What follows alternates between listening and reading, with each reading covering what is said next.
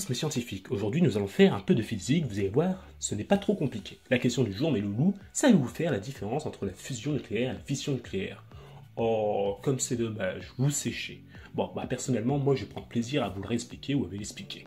Parce qu'en fait, les deux processus sont associés à l'énergie nucléaire, mais diffèrent l'une de l'autre. Et là, vous allez me regarder hébété, surpris. Mais ça diffère de quoi? Enfin, une bonne question.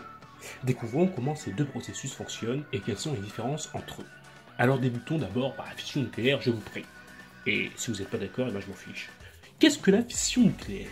Une bonne question. La fission nucléaire est un processus dans lequel le noyau d'un atome est divisé en deux parties plus petites. Imaginez, on vient scinder en deux, ou en quelques nucléides plus légers, un noyau atomique qui a été d'une masse importante au départ en une masse plus faible à l'arrivée. Ainsi, durant ce processus, il y a une forte grande quantité d'énergie libérée, sous la forme d'un rayonnement ionisant et surtout de chaleur. Énormément de chaleur, ça va chauffer. La réaction nucléaire va s'accompagner aussi d'émissions de neutrons. Pour rappel, le neutron est une particule de charge électriquement nulle. Bah oui, neutron, neutre, nul. Pas bête. La fission nucléaire est donc un processus nucléaire utilisé dans les centrales nucléaires au cœur des réacteurs nucléaires pour produire de l'électricité. Bah c'est sympa tout ça. En plus, on utilise les atomes radioactifs tels que l'uranium ou le plutonium. Donc, on a de l'énergie électrique grâce à une source de chaleur. Et ce processus est assez bien manié par nous.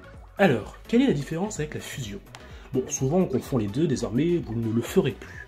La fusion nucléaire est le processus inverse de la fission nucléaire. Ainsi, ces deux noyaux atomiques légers étant combinés pour former un noyau plus lourd. Imaginons que vous avez deux petites boules de neige, si vous les rassemblez et vous les combinez, vous allez en obtenir une plus grosse. Et si votre petit frère ou petite sœur vous ennuie, écoutez, splatch dans la tête les amis. Ouais, c'est un peu mesquin, mais bon. Ce processus libère également une grande quantité d'énergie sous forme de chaleur et de rayonnement.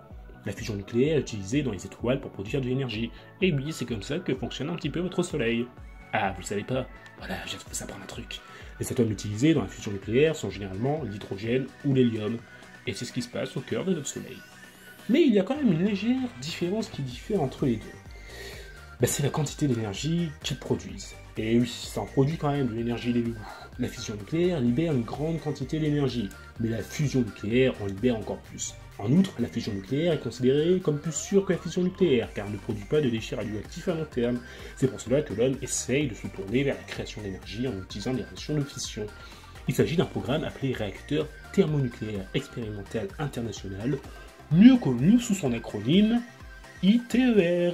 Et oui, il s'agit d'un projet réalisé en France, un SAPOL, les Durances, dans les Bouches-du-Rhône. C'est un projet international de réacteur nucléaire de recherche civile à fusion nucléaire de type tokamak. Et là, qu'est-ce que vous allez me poser comme question?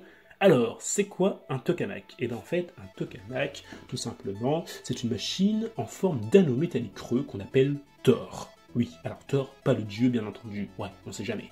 Utilisé par les scientifiques afin d'y créer des réactions de fusion nucléaire pour produire de l'énergie. Le tokamak a été inventé dans les années 1950-1960 par les physiciens Igor Tamm et Andrei Sakharov. Ouais, ça sent le russe à plein nez. Un projet intéressant puisque le projet ITER a pour objectif de montrer que la fusion peut être utilisée comme source d'énergie à grande échelle sans émettre de CO2 et autres gaz à effet de serre pour produire de l'électricité sans déchets nucléaires. Du coup, la fusion nucléaire produit plus d'énergie que la fission nucléaire et puis est considérée comme plus sûre car elle ne produit pas de déchets radioactifs à long terme et au moins pas d'accident de type Tchernobyl ou Fukushima.